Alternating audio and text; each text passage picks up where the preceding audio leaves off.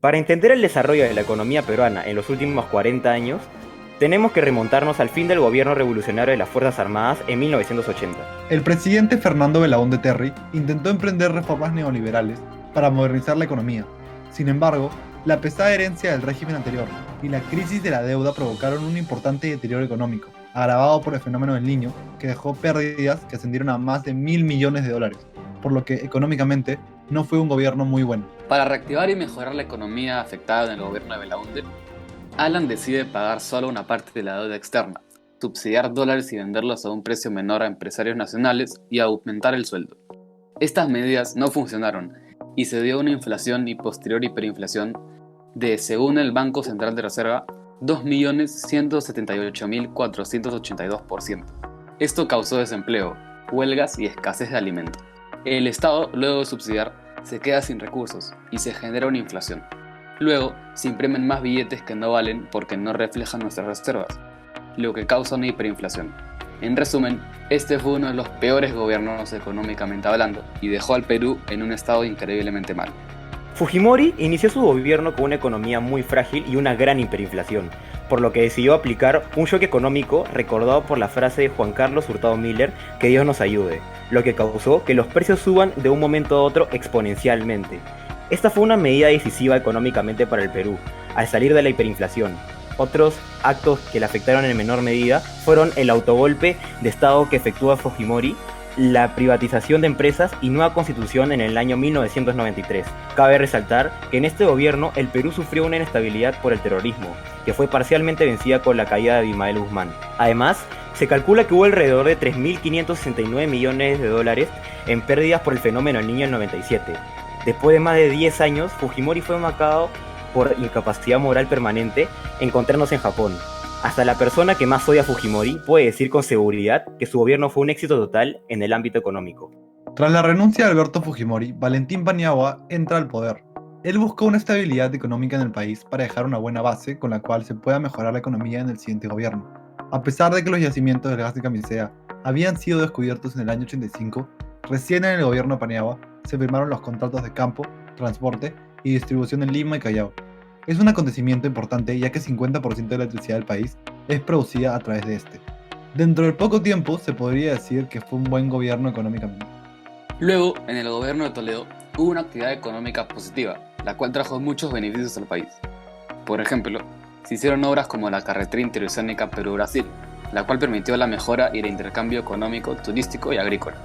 Además, en su gobierno se comenzó la extracción del gas de Camisea, el cual trajo beneficios por más de 6 millones de dólares en regalías al Estado peruano. Por otro lado, los tratados de libre comercio beneficiaron enormemente al país, colocando sus productos en mercados internacionales. Estos benefician la inversión extranjera, generan estabilidad económica e insertan al Perú en la economía mundial. De estos tratados, el TLC con Estados Unidos es el más importante al ser uno de los más grandes, sólidos y estables. Todo esto significa un fuerte crecimiento económico, pero a pesar de ser un buen gobierno económicamente, se le acusa a Toledo de corrupción por coimas por adjudicar a Odebrecht con la construcción del tramo 2 y 3 de la carretera interoceánica y por el caso Ecoteo. El segundo gobierno de Alan fue muy bueno a nivel económico para el Perú, ya que se incrementó un 7,2% del PBI en el promedio anual. A pesar de que a fines del 2008 ocurrió la gran recesión donde toda la economía mundial se vio afectada, el Perú supo sobrellevar esta crisis. En este periodo se iniciaron tratados de libre comercio con diferentes países importantes. Otro aspecto importante económicamente fueron la reducción de la pobreza del 30,8% al 25,8% y la gran cantidad de inversión hecha en la educación que beneficia el futuro económico en el Perú. Lamentablemente, también hubo un gran terremoto en agosto del 2007, que causó pérdidas sobre todo en el sector de salud y agroexportación. A pesar de que el gobierno de Ollanta Humala fue un mandato caracterizado por la corrupción, tanto en el gasoducto surperuano como por el descubrimiento de los aportes de Odebrecht en la campaña electoral, se puede considerar un buen gobierno económicamente hablando.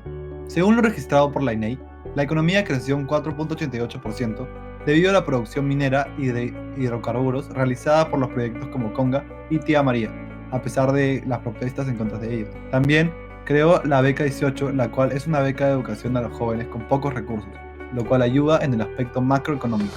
La economía en el gobierno de Kuczynski tuvo un crecimiento modesto en su gestión, donde los sectores que mejoraron económicamente fueron construcción, comercio y servicios.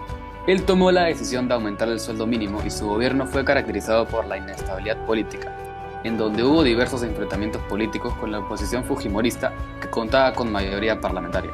Además, los daños ocasionados hasta el momento por las lluvias, huaicos y desbordes causados por el fenómeno del Niño Costero ascienden a un total de $3.124.000, lo que equivale al 1,6% del PBI nacional según estimados de la consultora Macroconsult.